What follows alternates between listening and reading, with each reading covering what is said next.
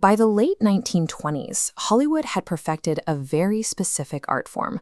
Global legends were built entirely on pantomime, exaggerated physical expressions, and dramatic lighting.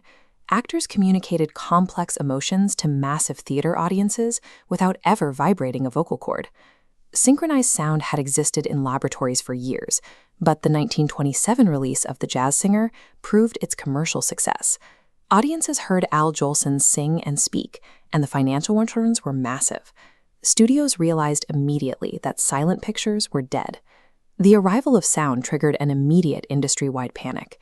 Every technique these stars had spent decades mastering was suddenly useless.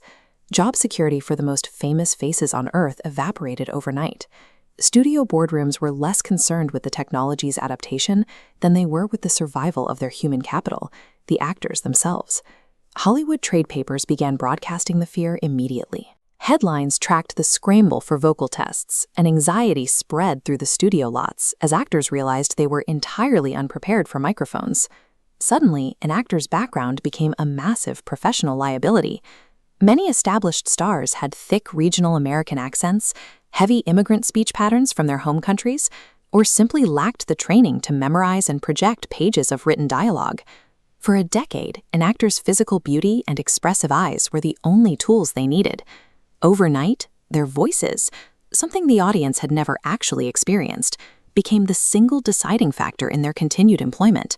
Global icons with millions of fans were suddenly facing total career extinction, completely dependent on biological mechanics they had never been asked to use. The physical environment of filmmaking also became hostile to the actors. They were confined to tight marks on the floor, surrounded by massive sound recording equipment, and forced to speak directly into bulky, static microphones hidden in props. To stop the bleeding, studio executives began importing an entirely new class of professional, the dialect coach. Often called diction doctors, these specialists were pulled directly from the strict academic theater worlds of New York and London. Their mandate was ruthless and immediate. They were hired to actively eradicate broad Brooklyn vowels, harsh Boston consonants, and foreign-born speech patterns from the studio's roster of talent. To replace these natural voices, the coaches enforced a newly manufactured standard known as the transatlantic tone. This was a slightly elevated, artificial blend of British and American English, designed to sound universally wealthy, educated, and crisp on primitive audio equipment. Functioning as cultural gatekeepers, these coaches policed speech to manufacture a standardized Hollywood identity, prioritizing vocal uniformity over authentic performance.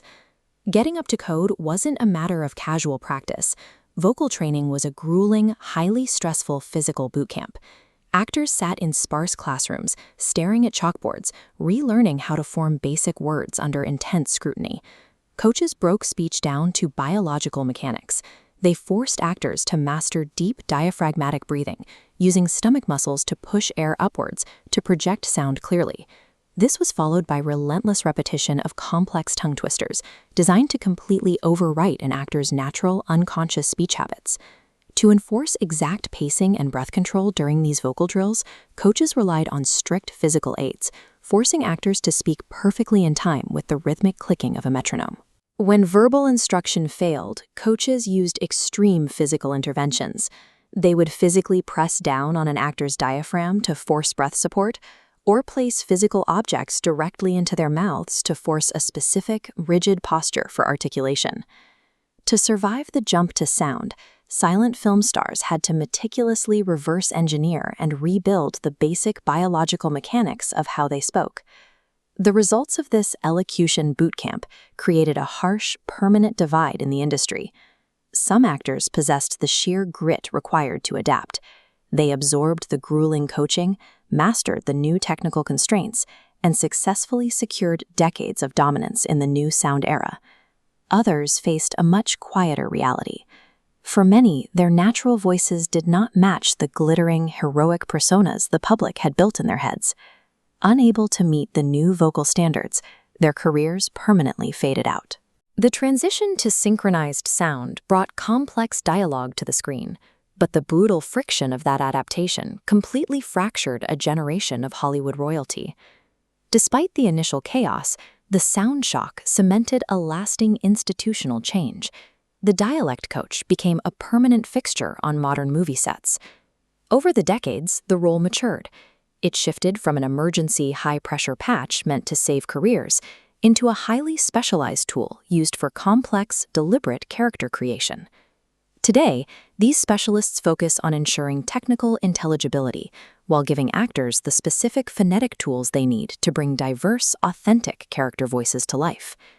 The voice Hollywood found in 1927 was a meticulously engineered, coached, and standardized product born from the panic of technological terror.